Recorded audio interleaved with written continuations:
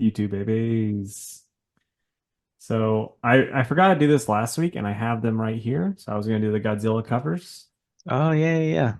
So my least favorite, but these are this week they were all bangers. So I'm like, they're still like, this is still like an 8.5 for me. Like I still Hmm. really like it. It's the Amazing Spider-Man. I think it looks awesome. It's Yeah, also like where some of these other ones, it felt like they kind of just were like, we'll put in whatever. Even though this one he's not doing a lot, it still feels like there was a, like Godzilla was planned for this cover. You know what I mean? for sure. And then the next one, this was close between these two, but the Avengers one, I think it looks great. I love the mech. Godzilla hitting a mech is always great for me. And then number one, like this is just so fucking badass looking. It's the Phoenix. Like that's the only way I'm Yeah, ever gonna get a Phoenix book. yeah, But boy, that's cool. yeah. Good stuff, man. Yeah. Has any of them topped the Thor one for you? That Phoenix one is pretty damn sweet. Yeah, Like, yeah, it's right up there for me for sure. nice. Well, I do have a funny story that I Okay. can share. Um, when was this? Might have been Tuesday or Friday. I had these three gentlemen come in and they were looking around at stuff, and one of them noticed that I had a Spider-Man 252 on the back wall, and you'd know the cover if you saw it. It's the first like black suit That's what I was in thinking it in was. amazing continuity, like Hmm. outside of Secret Wars, and like this one I think is like a 7 or a 7.5, so I put fine, very fine on it, which hovers right around there. And so the guy's looking at it, and it's like, just a second. Hey, Steve. And he turned to his friend. He's like, you come look at this for me? I want to know what you grade it as. That's So, funny. so his buddy Steve takes a look at it and he's making all of his notes. And he's like, yeah, I think it's probably like maybe a 7, 7.5, maybe a little bit better. And in my head, I'm just like, yeah, I know. Yeah. So in my head, the whole time, I'm just like, you know what, dude? It doesn't really fucking matter what your buddy Steve thinks of it. It only Yeah. matters what I think of it. And this is what I'm going to sell it for. Uh, like they weren't rude or like overly pretentious. It's just like Were they wearing fedoras? Because I'm picturing fedoras and like button-up t-shirts that are unbuttoned with a t-shirt underneath, you know? I do know what you mean, but it was not like that. Okay. Anyway, the guy he didn't buy it, but he was like, "Are you open to trades?" I was like, "Probably not, if I'm honest. I'd rather just sell this book." He's like, "Well, I've got one, but it's like a little bit worse than this. So I'd want to trade that and then like give you cash for the difference." Which I understand wanting to do that, but also not really, you know? It's like, dude, why would I want the worst copy? Because Yeah, money. Like, I get where they're coming from, but at the same time, like, if his isn't that much worse, I don't really get unless it's like a nine, or like a nine or higher. It's like, what's the point? Is he just gonna be like, well, I got this 7.5. I'm gonna now go to a con and try to get an 8.5, and then I'm gonna get that perfect one. right. I mean, I totally understand wanting to upgrade, but I don't know. It's like the store doesn't want a worse copy, man. Yeah, like They the want the only better copy so that it looks nicer and they, hype up the sale. yeah, the only thing I could see too though is like, and this is just being a shrewd businessman. You could make a good bit of money on that. You know what I mean? You could be like, yeah, I'll do that, but you're going since this is a worse copy, and I don't know what you have yours at, but they'll be like, yeah, you still have to pay me like $150 along with giving me this copy or whatever, you know? Yeah. Well, I have 150 on it, which I think is a very fair price Dude, for the shape that it's in.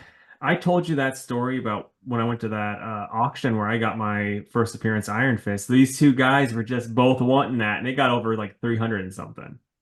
It's crazy. Yeah. No, I was like, why? And this Yeah, was like before like the the COVID boom where like the shit was up even more in price, you know? yeah. Gosh, during COVID, that book was sold for 700. Yeah. That shit. I'm still really sad that I sold most of my Yu-Gi-Oh cards before that. Yeah, I've still got mine, but I just don't think I've got anything worth a damn because I just put a rubber band around them and that's how I kept them. Yeah. Still, you might be surprised if if you're ever bored and you're like, I'm gonna go look through these little things and see what happens. But Well, I'm also a psycho and I probably wouldn't ever sell them. yeah.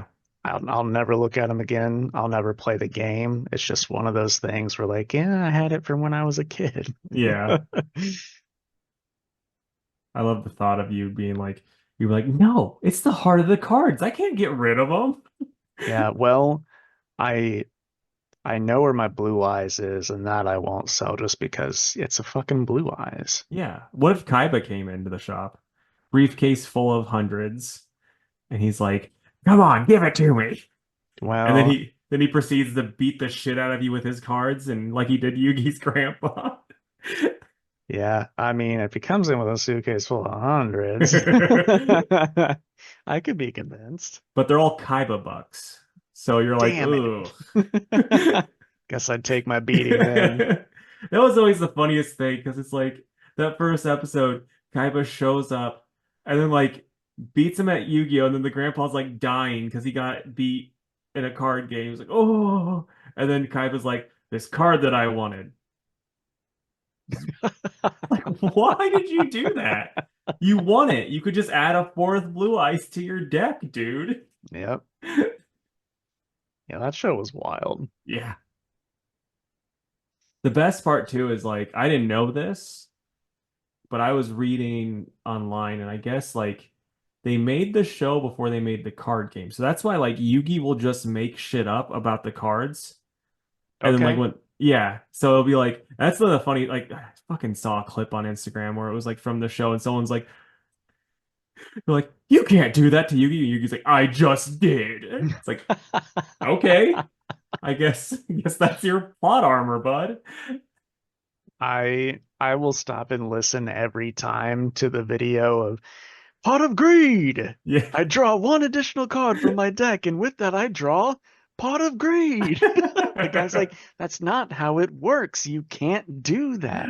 Just so stupid. Dude, Meat Canyon did a Yu-Gi-Oh video and it's like there's one where it was just him like drawing them all from memory and then he did like a little cartoon and it's so fucking funny because he's like he made Joey kind of slow and then like he also was like and who's that girl that Joey finger banged and it's like cuts to my like yeah like that. Dude, it's so fucking funny and like Yugi's like his hair is like a little fucking spider, so he's like crawling around, like that's how he moves and stuff.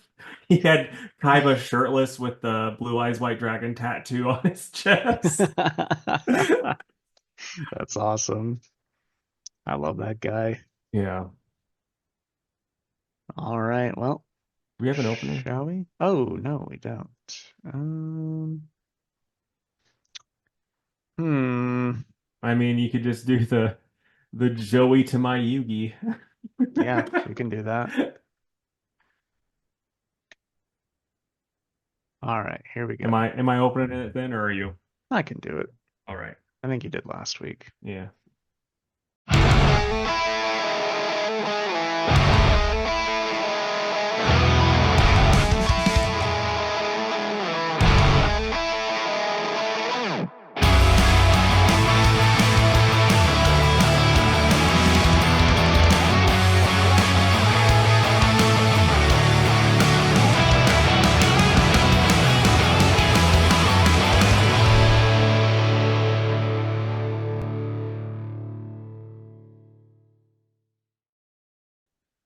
What's up, everybody? Welcome to another episode of the Two Worlds Podcast.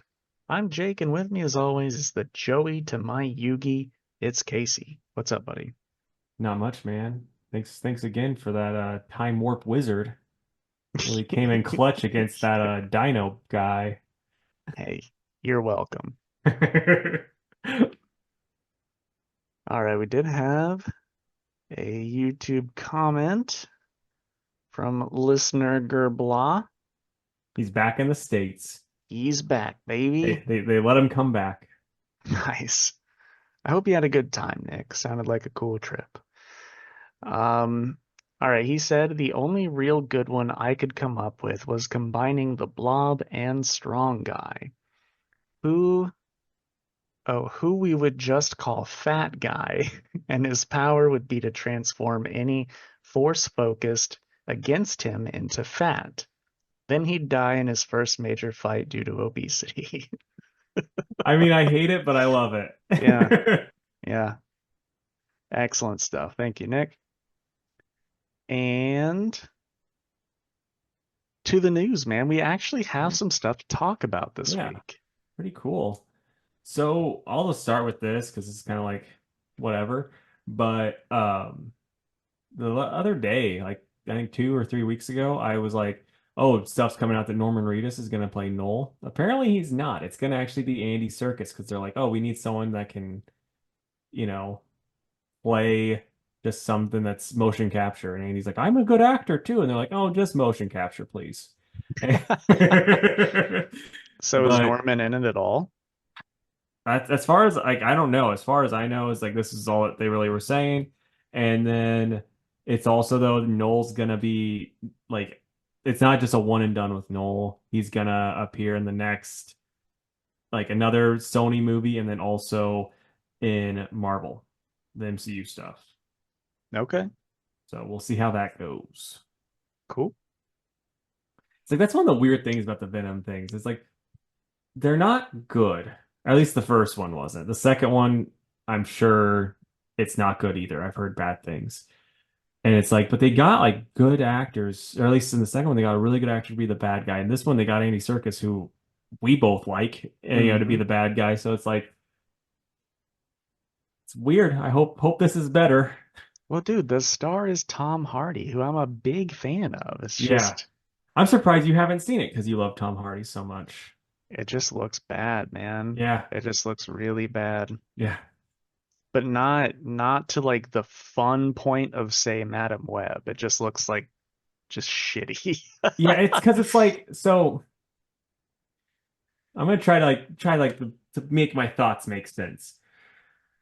With the first Venom, it was like, oh, it's bad in the way that it's like we're trying really hard to be Marvel bad.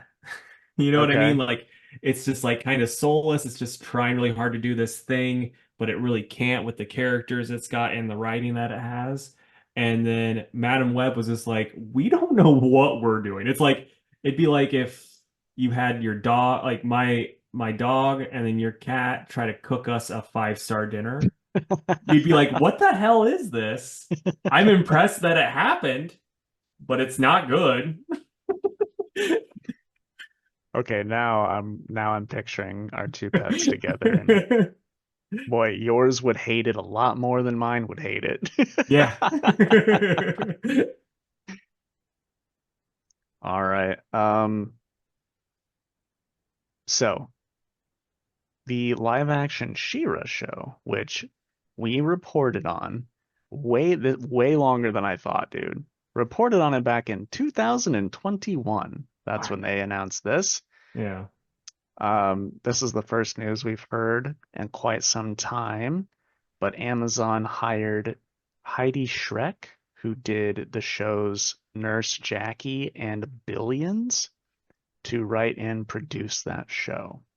I've not seen Nurse Jackie or Billions, so I don't know if that's good or not, but at least I've it's moving forward. yeah, I've heard of Nurse Jackie. Like the I don't know what the hell Billings is, but it's like normally they try to get someone that has experience doing an action show or something like, action fantasy type show if that's what they're wanting the tone to be. And it's kind of got me worried that they're going, at least with Nurse Jackie, which I'm pretty sure was like a dramedy show. So it's like it's kind of worrisome. I mean, maybe it is. Maybe you don't give a shit. Maybe you're like, no, I think a good dramedy of She-Ra would be good. Well, I mean, I think it needs touches of that, but not the Yeah. whole thing. And from the extremely minimal research I did on Billions, it was also a drama. So Okay. I don't know. I mean, Maybe she can write other stuff. Yeah, it's just I'm just saying it's an odd choice if that's what, Hmm. the route they're going. For sure. Alrighty, so Wesley Snipes, Channing Tatum, Daphne Keane, and Jennifer Garner are all set to reprise their roles in an upcoming MCU project. Probably gonna be Doom War or Secret War. But I was thinking in my head, how fun would it be if they just decided to make an Exiles movie and they just would get or a TV show, then they do it Quantum Leap style, except every once in a while they'll just fucking die and we'll get a new actor to replace them. That would be so sick, dude. Yeah, I Do you think that's gonna hurt Blade at all? Like more than that show or movie's already hurt? I don't think that movie's gonna happen. I don't either, but let's just say that they had a script and were filming it. Do you think that this would be happening at all? At least with that character? Yeah, I do because then you can just be like, oh, it's a variant from this, universe, whatever. It's Yeah, not like it's not that big of a deal that way. The big thing is just it just seems like now they're really leaning into it because one, they realize people like Wesley Snipes still, and then two, they're like, oh, this one's just not gonna happen. You know right. what I mean? Yeah, for sure. Um, I think it's probably gonna be for Doom Wars 2 or whatever that they're doing, but um, I almost like Wesley Snipes, I think, is different because he had multiple movies with the others, like specifically Gambit and Elektra. It's like I don't really want more out of those characters than what we got in Deadpool. Yeah, I really think. Well, so I think Elektra would be fine getting more of her because she can do the action scenes and she doesn't need to be the main universe Elektra. Like the variant, whatever, fine. Channing Tatum one, I feel like the joke would get old. Yeah, You I know what think I they would mean? really need to like dial back on the language stuff. Yeah. But Daphne Keene, it's like, yeah, give me more X-23 and whatever you want to. Yep. Sorry, I got a cat over the weekend and I'm allergic to cats. So until his allergy food kicks in, my eyes are itchy and my throat's a little scratchy. So, okay. So there was some stuff. Oh, dude, we skipped Monday Night Football. We even talked about football way too much before we started recording. We did. So real quick, because there's only one game on. All right. We've got the New Orleans Saints versus the Kansas City Chiefs. Ooh, the Saints are good this year too, aren't they? Yes, I'm gonna go with them because I just don't like the Chiefs because they win too much. I agree. I'm also gonna go the Saints, even though I know that the refs will make the Chiefs win the game. Yeah.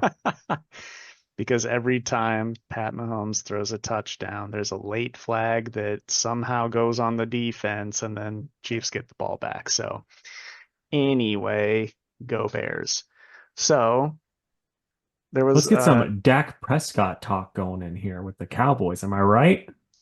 they're paying him way too much, and he's not that good. Stephen A. Smith tried to say he deserves, I think, $100 million to talk about sports because Dak Prescott's getting paid $200 million to throw a football. Okay, that's actually pretty funny. Yeah. I don't really like Stephen A, but that is funny.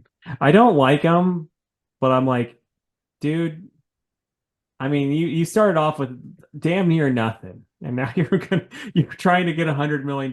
Like, good on you. Yeah, for sure. Respect the hustle. Um, all right, anyway, so Kevin McGuire got to visit the Superman set, and somebody asked him about it. And after the little interview, there was this article put out that said, Kevin McGuire, artist of Justice League International, says that Superman is heavily influenced by JLI. Well, he quote tweeted that. He said, "This is why I never do interviews. My suggesting that there was a JLI influence had nothing to do with anything I saw on the set. It was based on common knowledge the fact that Guy Gardner, Max Lord, and Booster Gold were going to be around. It's not a confirmation of anything. So that's literally all he said. And they were Yeah. like, he says heavily influenced. And Yeah. then James Gunn quote tweeted Kevin and said, well, you've definitely influenced the DCU, Kevin. And boy, was it a highlight having you guys on set, which I thought was nice of James to say. Hmm. So anyway, it's just silly Yeah. what people will do for clicks on the internet. Exactly. Oh, and then I forgot I had something else I was gonna like I need to tell you about it, but I forgot. Oh, I didn't have this written down, but first off, I'm not surprised that Kevin McGuire got to go on set because it's clear as day that James Gunn absolutely loves the JLI, So like it Yeah, makes perfect sense. But I'm sure Kevin probably loved the invite too. yeah. I mean it's it's a lot better than when Marv Wolfman got to do the CW show, which I'm sure he was stoked for, but at the same time it's like just seeing some of the clips, it was pretty rough. The one of the highlights was Marv Wolfman popping up at the Yeah, absolutely. end. But Sam Raimi, this is just a fun little thing, is probably gonna like the way it sounds like he's gonna be directing Doctor Strange 3. Nice. I didn't know they So were doing a third. that was it must be in early talks. They might be like, yeah, Blade's not happening. We need something safe. I'm surprised since apparently everyone on the internet hates Multiverse of Madness. Yeah, people were complaining too that like some of the I mean this was Twitter, but they were complaining like, oh, he ruined Scarlet Witch and blah blah blah. So like what why is he getting a third, do the third movie and stuff? But it's like, They're so stupid. She was yeah, awesome in that movie. yeah. But I will say I did read a thing. The dude, Bo DeMeo, the guy that got kicked off of X-Men 97 that was writing that, he was the original writer for the uh Doctor Strange, and he had a completely different way that she was going that Marvel completely rewrote, but it sounded neat because she got more of a redemption arc and all that stuff and whatnot. But Hmm. Marvel, just let these people make their movies. right, I mean, does it really matter when at the end they can throw in their dumbass post-credit scene that like wraps it all together, you know? yeah, it's like we don't need like I don't think the early movies had this much micromanaging. The ones that people actually like, yeah, Right. Yeah. that's what's crazy. All right. My last bit of news. Apparently, Jim Lee and Jeff Loeb are going to be doing some kind of Batman ongoing next year. That's crazy. It is crazy. It was uh it was leaked that Jim had already done several issues, like it's complete, so that they can maintain somewhat of a schedule. Don't know if it's going to be a new number one of something or if it's going to be post Chip, but it sounds like it's definitely in the works. So, what do you think about that, man? Is that something you'd check out? Yeah, it's so weird because Jeff Loeb's getting a lot of like he's gaining back my trust that he's destroyed with Red Hulk. So yeah, I mean, don't get me wrong. I think like so his Hush, which is the one he'd had with Jim Lee. It's like really good the first time you read it, but it's kind of one of his weaker Batman stories in my opinion. So it's like we'll see how it does Hmm. overall, but I'm still interested. I hope it's not the main title though. I hope it's like a black label or something off on its Yeah, own. yeah, I do too. Because there's just no way that those two, I think, especially Jim, could maintain a Yeah, regular schedule. He's just got too much going on running the company. So, right. but anyway, pretty exciting. I would definitely check that out too. Yeah. I like Hush a lot. Let us know down below. Are you guys excited for Jeff Loeb, Jim Lee, coming back together? Yeah. And then we are last bit of news. We're getting it's like a new DCU animated movie, or not DCU, but just an animated movie in the DC stuff. It's called Dynamic Duo. It's an animated DC film about Dick Grayson and Jason Todd. Like I said, no connection to any of the other universes. I'm assuming it's gonna be like that Crypto the Superdog movie that came out, where it was just like, yeah, this is just a fun one-off. So, might be That's cool. good, Yeah. might not be, but I know me and Jake will take our son to see it. Yes, for sure. Our son Mike. But that's the news, man. What'd you read this week? Okay. I read the DC All-In special, Godzilla Rivals, Mecha Godzilla versus King Ooh. Ghidorah, Plastic Man No More, Daredevil, Immortal Thor, and Birds of Prey. I forgot my copy of X-Men, Okay. which makes me So, sad.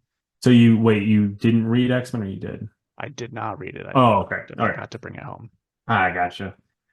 So I read I Hate Fairyland, issue 16, Teenage Mutant Ninja Turtles, Night Watcher, number 2, Ultraman X's The Avengers, number 2, Shazam, number 16, Batman 153, Godzilla Skate or Die, issue 4, X-Men, issue 5, Godzilla Rivals, Mechagodzilla versus King Ghidorah, All In Special, The Plastic Man No More, issue 2, and Daredevil 14. So Think you I'll got a couple start. more. Yeah, I'll do 2 and then let you go. But I Hate Fairyland, Happy Endgame. It's by Scotty Young, Brett Bean doing the art. It's really good. Like Gert saved the day last time. Everyone loves her. She's finally loved, and then this one person who she killed his parents of shows up, wants to try to kill her. She just throws a peanut in his mouth, and he fucking goes to anaphylactic shock and blows up. And then he's in hell. His parents are there, and then it's like every single person that Gert's killed's all in hell, and they're planning try to get her. It was a good issue. I was surprised because I was like, I'm getting really tired of this last issue, and like this time, I'm like, this Right. is actually fun. I enjoyed myself again. So, damn it, Scotty, got me back. So I'm gonna go 7.5. It was good. Nice. And then the Night Watcher. This is by Juni Ba with Pharaoh Pei on the art. And so we kind of get the backstory on Night Watcher, basically how Janika gets her, she got the armor and stuff. She gets arrested by, which is like, this is just so funny to me. She gets arrested by a moose, mutant, and it's like, just think about those giant ass antlers. And he's like trying to get in and out of his squad car. Like, how funny would that be live action? Just like, "Argh." And like he tried, like, there's a big explosion. Breaking windows. Yeah, I picture him like when something that happens and he has to get out of there fast, like, oh, shit, you know. But yeah, so she fights like there's the big explosion, and it's revealed like, oh, there's this thing, monster looking thing, and it's actually a Night Watcher armor, and it's like, oh, it was made by a lady that wants to protect people, and then yeah, she gets the armor and she takes off with it, and it's like, oh, here's what it is, and you're like, oh, that's cool.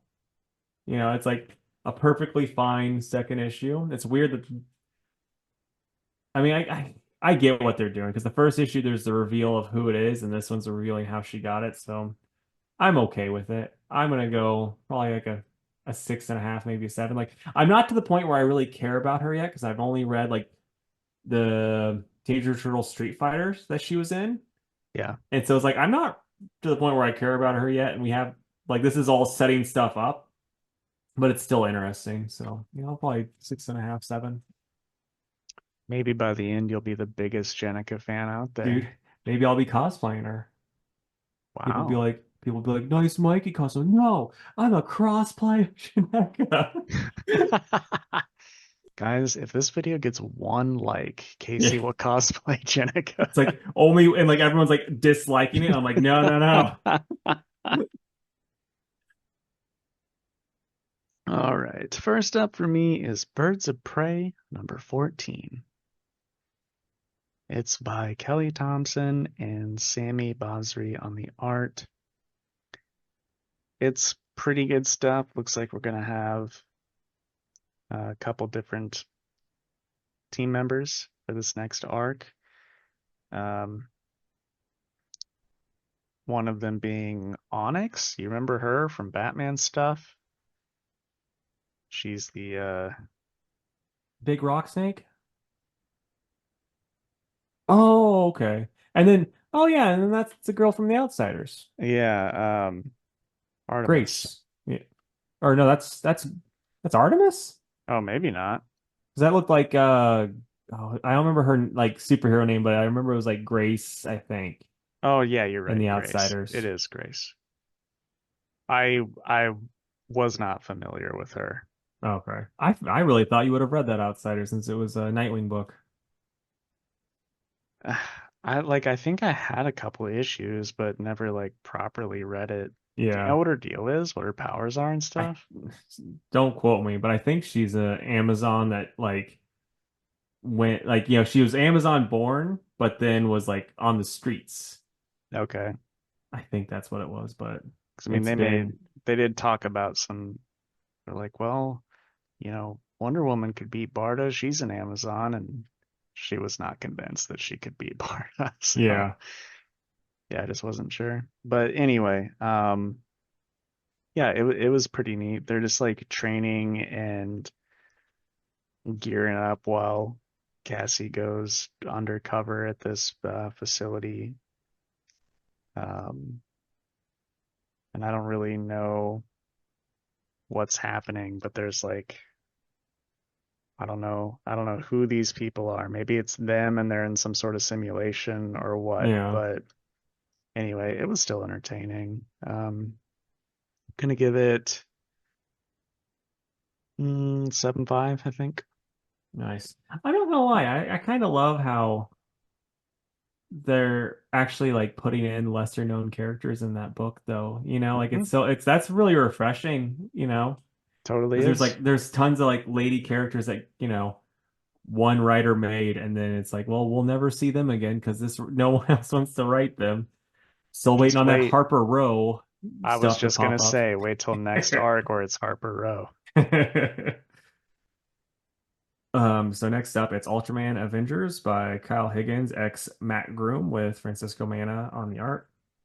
And so yeah, they're like the Avengers are working around the table trying to come up with plans, and the Avengers plus two Spider-Men are fighting, and Ultraman and Captain Marvel are teaming up against the monsters and stuff. And it's pretty cool. There's like some parts that are pretty neat, but it's like I'm not a big fan of this Avengers team. But like so like when they do the stuff that's like oh fan service, it's like it's less cool for me because like I'm not a big Captain Marvel fan, but there's a part when he does the he's gonna fire his laser and then he's like, oh, can only do it for one. I wouldn't be able to hit both monsters. And then Captain Marvel's like, shoot me and I'll blast it out to both of them. And I was like, that would have been a lot cooler if I really liked Captain Marvel, you know? And Yep. then it's like the same thing. I mean, like the coolest part is Galactus and Ooh, Ultraman. that's a It's good awesome. panel. Yeah. And like that was neat, but overall, and like that's also one of those things where it's like, yeah, I feel like this book's gonna, we're not gonna get any more Ultraman after this. I don't have any like proof of that, but I don't think anyone but me is buying it, and so they're going all out. You know what I mean? Right. Well, at least it's gonna be one hell of a story. Yeah. Which is like it kind of sucks because like I don't really remember what happened at the end of Ultra 7, but I don't think that really got wrapped up well. And they're kind of like wrapping up different plot points from the Ultraman series, but it's like we didn't get the Ultra 7 wrap up. I don't remember. So, but I'm probably at another 7.5 for that. Okay. All right, we've got Immortal Thor 16 by Al Ewing and Jan Bazaldua on the art. Another good Alex Ross cover. That is awesome. So, this book is mostly a fight between Thor and the radioactive man. So there's some pretty good stuff there. I really like Bazaldua's art. It's kind of like Olivier Coipel from the JMS run, which I appreciate that style quite a bit. Um, but yeah, anyway, Thor's fighting Radioactive Man, and then like a couple others show up. The Cobra and Mr. Hyde. So they're all fighting Thor, and then Thor gets touched by is it Gray Gargoyle or just Gargoyle? I think it's Grey Gargoyle. Yeah, Gray Gargoyle. Um, so Thor gets turned to stone, and then Mr. Hyde punches his head off as like the final page cliffhanger. So we'll see what happens there. I don't know what that means. I don't really know the full extent of Gray Gargoyle's powers. I highly doubt that Thor's dead from a punch from Mr. Hyde, but we'll see. Maybe that's the end of the whole series. Al Um, Ewing loves his cliffhangers. he does. He Fucking does. favorite Sylvester Stallone movies cliffhanger. But it was good stuff. Story was fun. Art was fun. I'm gonna give it an 8.5. Noise. And if this podcast gets 2 likes, Jake will cosplay as Grey Gargoyle for your birthday, whoever liked it. Okay, so Shazam, issue 16 by Josie Campbell and Dan McDade on the pencils. And I just want to say really quick, I love the font for the all-in font. It gives Hmm. me like, late 90s, early 2000 DC vibes. But Totally does. Also, do you ever miss Shazam? oh, such a genius thing. But so yeah, we this issue's pretty solid. Like we get a new hero in town. It's the Commander because we can't call him CM3. And neat costume design. Not great, not terrible. It's better than just, you know, uh Shazam's costume or the captain's costume, but blue. And so they, Freddie and Billy are kind of getting mad at each other, and then the foster family's like going in court, and they're having, trying to adopt Billy, and Billy's mom's, not letting it happen. So there's this whole that stuff too, and they don't want the kids to know. Fight a giant robot. It's good. I enjoy it. Yeah, I mean, recommend this book. I'm gonna go 8 probably. Right on. I've got our Mewtwo's. Okay, so I got a couple more left. 3 more, shoot. So next up's Batman 153. And this is by Chip Zdarsky and Jorge Jimenez. It's got one of my favorite openings to a comic book I read in a while. You got this family walking into this dark alley, and then in Gotham, the kid's like, "I'm cold," and the guy's like, "Oh, just a second," and then the mom's like, "Oh, you should have paid for the parking," and he's like, "Oh, I wasn't gonna do that, and it's too expensive," and then they like keep going, and like it's getting scarier and scarier, and this person's like, "You look a little lost," and she's like, I think we're fine actually. Headed to Palmerston and Fifth. Like, yeah, pal, you ain't getting there from here. The city fenced off the other side of this alley. You need to head down the 1 block and then take a left. That's great. Yeah, because like Bruce, the last issue is like he's putting money back into old Gotham and making it nicer, and so like stuff's turning around, and then Riddler's now going straight, and he's got his own business, and after the stuff that happened, and What's the business? it's like a tech company. Hmm. So it's like multi-billion dollar shit already. And then we get a new hero that, here he is. Ooh, that is Gaudy a lot costume. going on. Yeah. Yeah. And he uses guns, but he for leg shots, and Then it's it's fine. yeah. I mean, Batman doesn't think so. And then it's like heavily hinting, and not just hinting. I mean, they even mentioned the court, but the Court of Owls will play a big part in this. Um, I actually have 100% faith that Zdarsky's going to do the Court of Owls well. Maybe I'm going to be wrong, but it's like ever since that first arc, it was kind of watered down terribly, and I think this is going to be better. I actually Is really this a love this. jumping on point? Like, should I be reading Yes, this one now? I I was gonna tell you that like at the end. I was like 100% I think you should get in on it.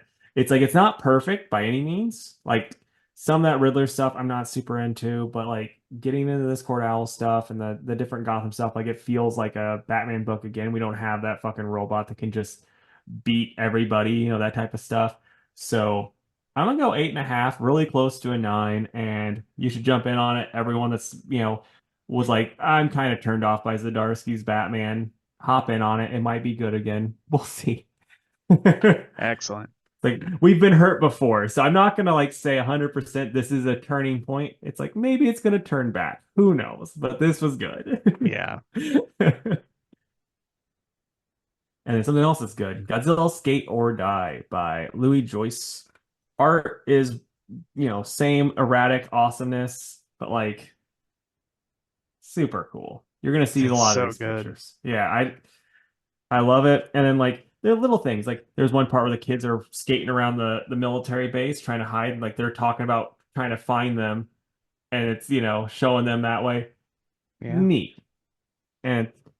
And then there was a really great splash page. Like if I ever meet this person, I'm gonna try to buy a page. Like I'm not even an original Ooh. art person. I need to buy a page from this book because it's so cool. And yeah, I mean, here's another great one. You get Godzilla doing a fucking kickflip. Yes, that's what we wanted. So yeah, I really love this book.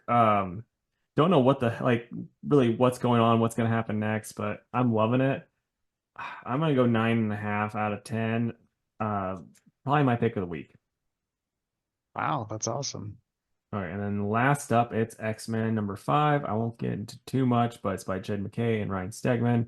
So this is basically just what Psylocke and Quentin Quire were doing last issue, And I don't really like I don't know. Psylocke just seems like a little weird in this because she like really hates Quentin, which is like kind of fair enough because he's kind of a dick. But it was just odd that that's how it was. But some stuff happens, and they work together. That's about all you're gonna get. But it's good. It's pretty solid. I'm gonna go probably an 8. Okay. And now it's our mutual time. What time? What order do you want to do these bad boys in? Let's go Daredevil, Godzilla, Plastic Man all in. Sounds good. All right. Daredevil 14 by Saladin Ahmed and Luigi Zagaria. Um, I thought it was good. I I think that Zagaria's art is really close to Cooter's art, don't you think? Yeah, my one knock on both of them is I don't like how they draw Elektra's costume as much Okay. as because like Chichetto and then the guest artist on Chichetto's, I think they did a better job with the horns. I think the horns are too prominent with both of these, but Okay. that's kind of a nitpicky, just me nitpicking a nitpick type of thing. Yeah. What about the story? I liked it. I was really into it. Um, yeah, I'm really interested to see where it goes.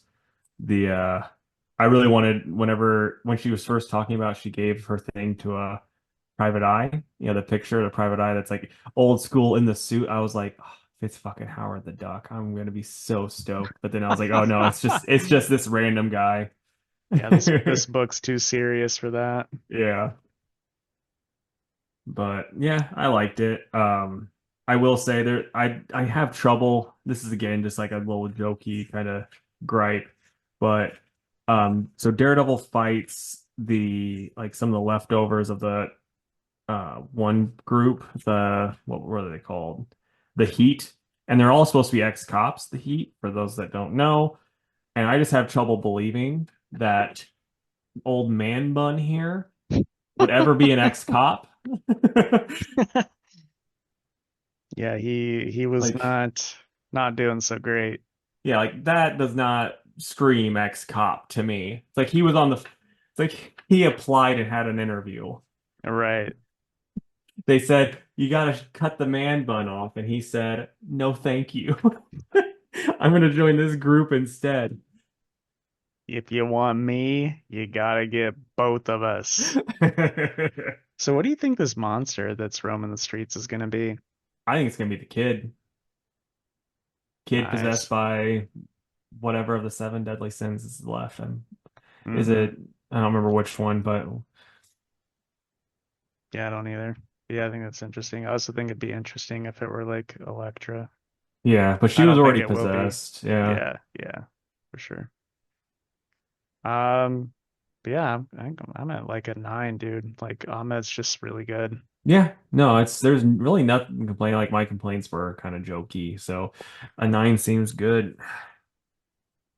All right, so Godzilla Rivals, Mechagodzilla versus King Ghidorah. This is by Tom Waltz, with pencils by Casey Maloney. So I'm just gonna ask you first. What do you think, man? Um, I like the fights.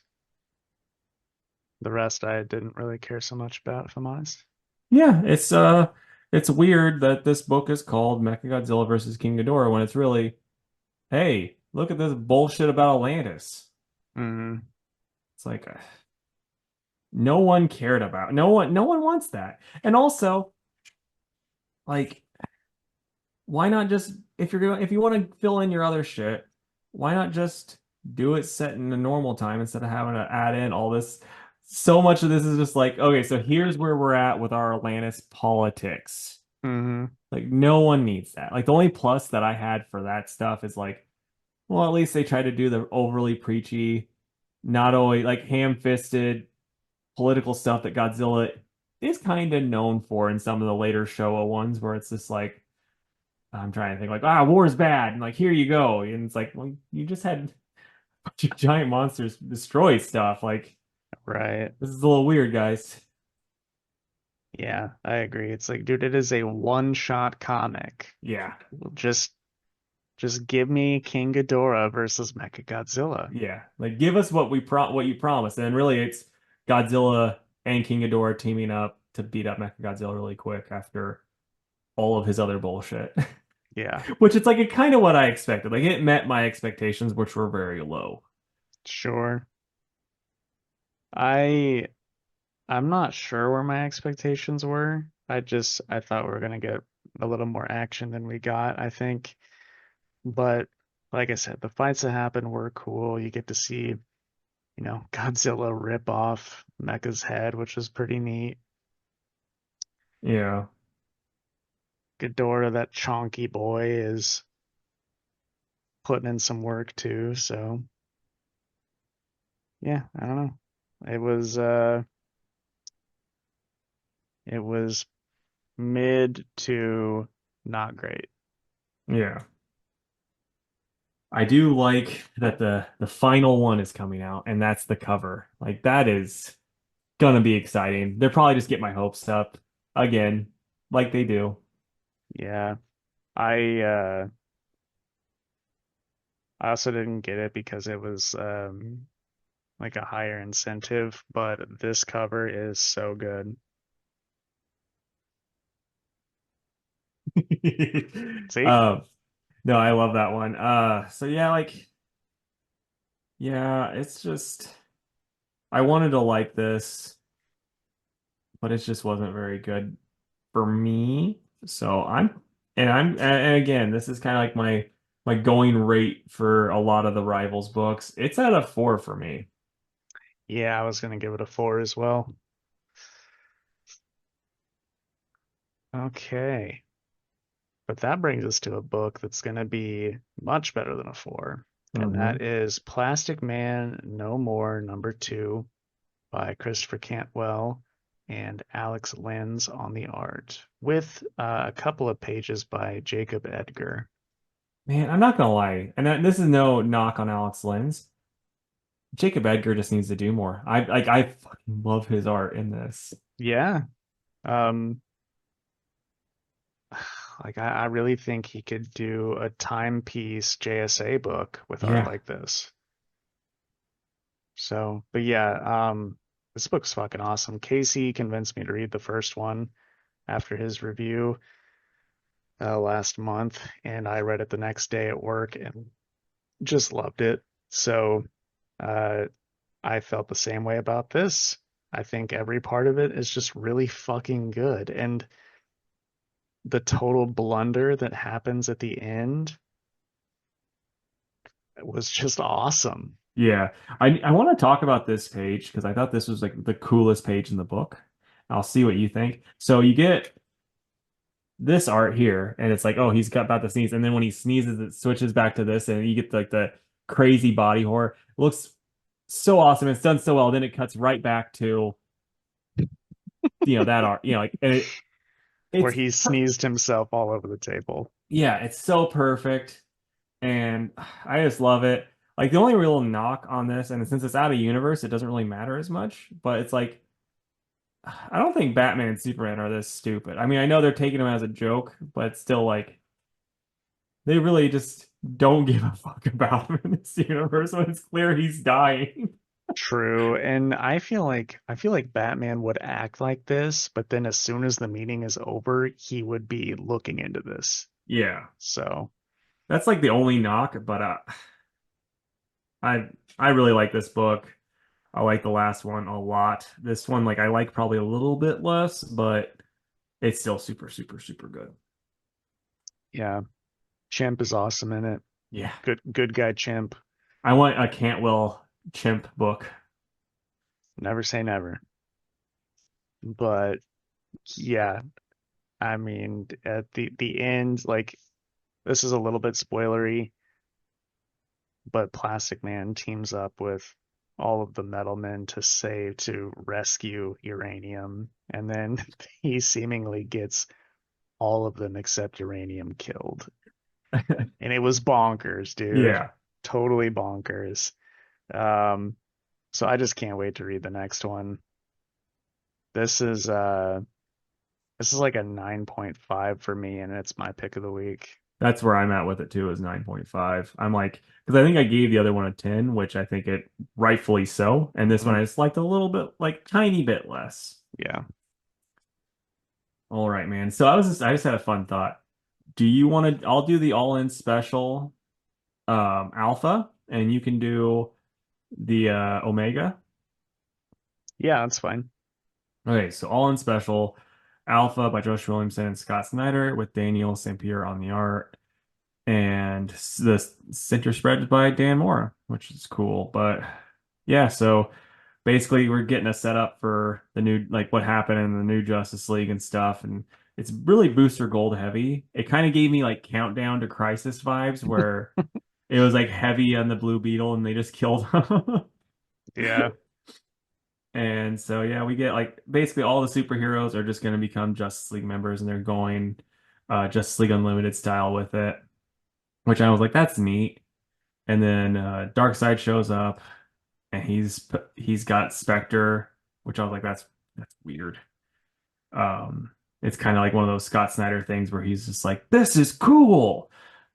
That's how it felt, like like the different things that he does that I'm like, I don't know about this, guys, but it was interesting. There's a big old tear. Booster Gold goes through it, and that's basically the book. What'd you think?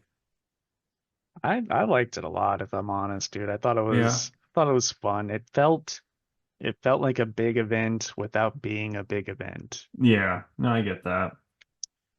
Um, and then just killer art all around. Oh yeah, the art's awesome. Um, Oh, uh, my favorite part of this story was towards the beginning with Booster. and Booster saves this guy's kids.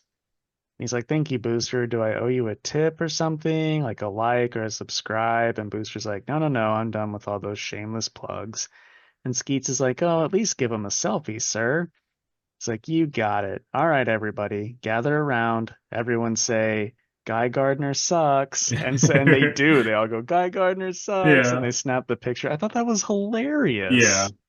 One thing I do think is kind of funny, and this is like they're talking about all the different technology things that are like working together. It's like Steelworks, Wayne Tech, Terrific Tech, and Queen Industries. It's like, oh yeah, thank God we got these arrows. Hey, man, he does a lot more than just that. He's like, guys, I'm helping. Like, yes, you are, Ollie. Like, I got $80 to help with you guys. Yeah, I don't think they ever really explain what Wayne Industries, Jesus, Queen Industries does. Yeah. It's like, oh, It's technology. It's like, yeah. oh, okay. It's like it's the great value Wayne Enterprises. Yeah, it is. But no, it's like the stuff with Darkseid, they're like, oh, he's got Spectre in him. I'm like, that made no sense. And it But dude, he's got an axe for a hand. yeah. I'm like, this is some So ignore it. silly yeah, this is some silly ass shit. And I personally wasn't a huge fan of the way Booster was written in this. He just didn't it was just them kind of going like, he's a little bit more grown up than you last saw him. It just didn't feel like Booster though. But I Skeets mean, felt like Skeets at oh yeah, least. Skeets was 100% Skeets, but I was like, Skeet Skeet whenever I saw him. But but yeah, like Booster just didn't seem like himself in this.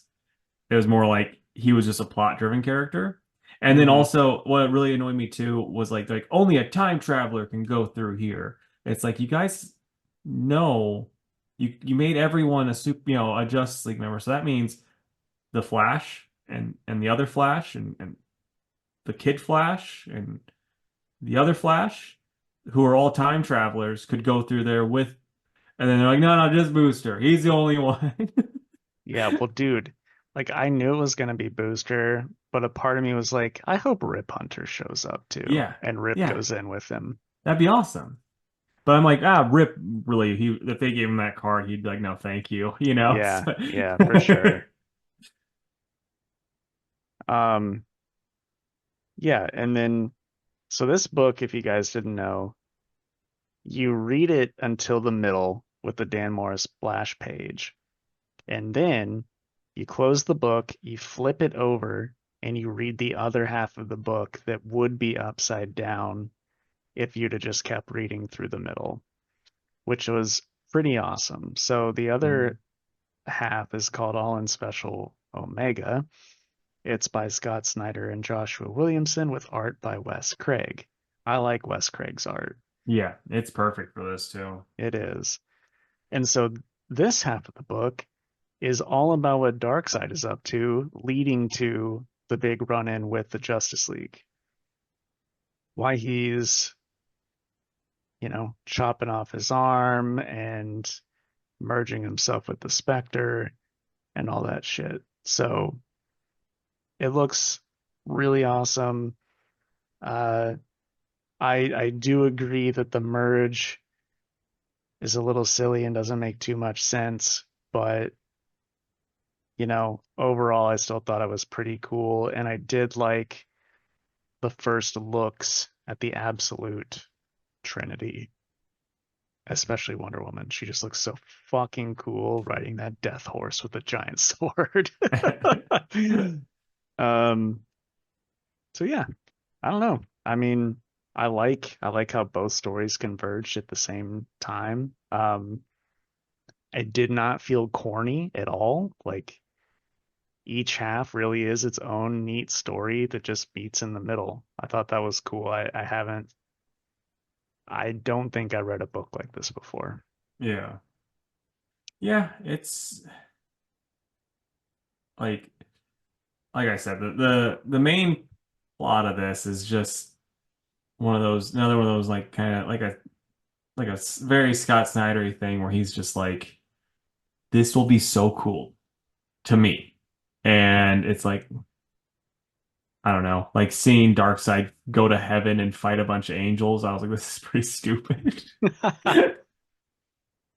I don't know. And I thought it was kind of neat to see Zariel again. oh no, it's neat to see him, but it's dumb that Darkseid was like, I can go to heaven and just take over. I Yeah. can go to hell and just take over, like all that stuff. It was pretty stupid. And then the Quintessence shows up and they're like, we can all kill you if we so choose. It's like, first off, no the fuck you can. Like Ganthet, what are you gonna do to Darkseid? Yeah. Like, get out of here. Phantom Stranger, the guy that's like, I'm not gonna do anything. I'm just a stranger. What are you gonna do to Darkseid? And so then that it was just kind of dumb to me. Like there's a So lot of remind me who the others are. The one is Highfather, um right? yeah, Highfather is supposed to be I think one is supposed to be the one with the lightning bolt's supposed to be Shazam because he Oh yeah, was you're right. he You're right. was in it. The lady, I don't know. My guess is Martha because it's DC. I'll try to look it up while you Yeah, talk about it. so yeah, it's just like, and I think they all just fucking died after he got the Spectre. That's the way they make it look, which I'm like, that's also kind of silly. But Oh, it's I'm poking fun at you. Oh no, wait, no, it's Hera, not Hippolyta. yeah, not Hippolyta. It's See, dude, Hera. I say Hippolyta as a joke. Like I I'm know not. you It's do. not. I know you It's not do. even. It that one wasn't a serious me fucking up the name. What's her name, Casey? Say it. It's Hippolyta. Okay. No, there's a. So you never watched Lovecraft Country? There was a character whose name was Hippolyta, and she was Like like, actually Hippolyta yeah, or and oh yeah, wow, that's and so then terrible. she yelled like there's one episode where she yelled her name like Hippolyta. Yeah, this show was Not something. a great name. Yeah, I mean that's what I'm naming my firstborn. Oh, it's a great name. Yeah, thank you. I've already got it tattooed on my calf. All right, well, what do you give this out of 10? I really wasn't feeling it like you, so I'm probably gonna say like maybe a 6.5, 7. All right. I'm giving it an 8.5. I enjoyed it. Nice. Well, man, what are you excited for? I am excited for we're gonna go Sonic the Hedgehog, Blade Red Band, and probably Minor Arcana. Right on. I'm gonna say the Green Lantern Civil Corps one shot. Godzilla, because I'm a Godzilla boy. If you didn't know yet, and Public Domain. Yeah, I could have said that too. I didn't know if you'd say Absolute Batman or not. I'm not actually excited at all. Like I'm gonna give it a try, but I think it's gonna be dog shit. Like I'm really like I have such low expectations for that book. It's not even funny. Yeah, fair enough. Okay, so I was just thinking, I was listening to podcasts where they were talking about the Joker, the movie, like was it as bad as we remembered? And they rewatched it, and sure enough, they're like, yeah, we hated it still. But then they were talking like they listed their favorite Jokers, and I was just thinking like, hey Jake, if someone came into your shop and then, they were like, hey, it's me, your old friend from school, no comic book reading Mike, and he was like, I just saw a clown and I'm like, I want to be the Joker. And he came in with face paint. He's like, give me your four best things from the Joker that you want. And it's not just like, you don't have to just be like, I think it's this, this, this. It's like, oh yeah, you can do your favorite actor, favorite voice actor, favorite whatever. Just your whatever things that Joker was in that you're like, this is the best that it gets for this, for whatever. Okay. I'm being very vague with it because it's more fun that way. No, that's fine. I'm gonna go with two portrayals and two comic stories. The portrayals, um, if we're doing live action, we gotta say Heath, right? Heath Ledger for Or sure. or I will say Jared Leto did a great job. No, Caesar. Yeah, yeah, Cesar Romero Yeah, for he sure. actually like yeah, I will say it's like most comic book accurate of the time that he was doing is, you know. I agree. And then obviously Mark Hamill Mhm. doesn't get any better than that. And then the two stories, I'm gonna go with Grant Morrison's Arkham Asylum, which is just a bonkers ass comic book involving Arkham Asylum and Joker. And then the best Joker ever written, in my opinion, is Killing Joke. Casey and I read it not that long ago on this podcast, so I'm sure a lot of you remember that, but we both really like that story. And I just don't think that there's a better comic book about Joker out there. So there you go. Yep.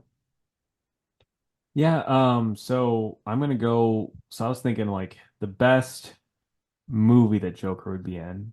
I was gonna say Mask of the Phantasm because I think that's the best movie, like just quality wise, but it's not the best Joker version. Because the best Joker to me would probably be the last Joker's Last Laugh. Mm.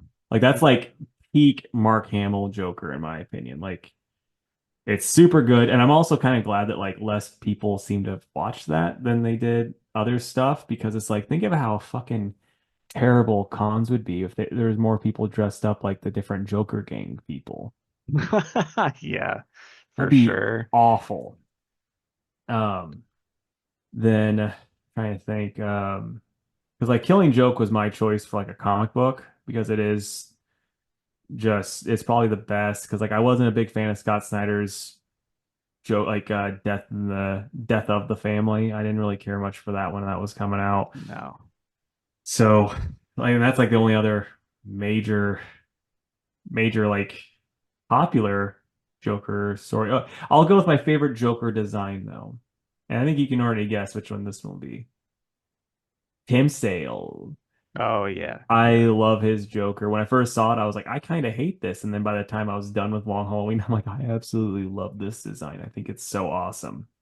That's kind of like how I was with Tim Sale's artwork just in general. I was like, I don't know about this. And then after I read the whole thing, I'm like, yeah, no, this is perfect. I mean, that's kind of how I feel about Dave McKean's art in Arkham Asylum. Like it's very stylized, and Yeah, Joker looks genuinely pretty scary in a lot of it, but it's by the end, it's just fucking awesome. So, yeah. Man, I wish Grant did more Joker because he or they did the like like a pretty creepy Joker, but not funny. And I didn't really like that. And oh, what was it? The R.A. Batman R.A.P. hmm. I wasn't really a fan of that, but then like you were reading Batman Robin and I wasn't, and he was Overton and Sexton in that, and then he like reappears and he's like supposed to be pretty awesome in that, right? Or Yeah, okay. yeah, for sure. But yeah, and then my live action, I'm gonna say the best live action is it's like a tie between Caesar and Heath. So yeah. Though a lot of people really like Jack Nicholson. I'm kind of like, I think anyone could have done what Jack did, but I don't think anyone was able to do what, recreate what Heath Yeah, or Caesar did. I agree. I mean, Jack's just in a good movie, Yeah, so I don't know that movie is good because of him per se. yeah, Cool. Well, that's a good one. I always like talking about four favorite stories or interpretations. That's yeah. that's always a good one to think on. But that does bring us to the end of the episode, man. So before we sign off and do our plugs, what do you want to tell the people? Let us know some of your favorite Joker related things. And did you see the new movie? Was it good? Should me and Jake, do like the Rocky Horror Picture Show style viewing where me and him both dress up as Harley and the Joker and sing in an empty theater because no one else will be there? Or should we just stay away from it? Let Maybe us know just down stay below. away from it. Maybe. If this gets one dislike, me and Jake are going and he will be Harley because he's blonde. Hell yeah. I can look like Lady Gaga with some makeup. Hell yeah. And I can just start starving myself right now, so I'll look like Joaquin Phoenix. But please don't do that. No, I'm gonna go on the Christian Bale machinist diet where it was like one apple and a can of tuna a day. He was I still can't believe he went from that to Batman Begins. That's crazy. Yeah. Yeah. Because he was a beefcake too in Batman He Begins. was. Like in The Dark Knight, he slimmed down a lot. Yeah. Probably didn't want to keep up with that regimen And anymore. I guess he could barely fucking breathe in the costume because he was such a beefcake. Oh, wow. Didn't hear Yeah. that.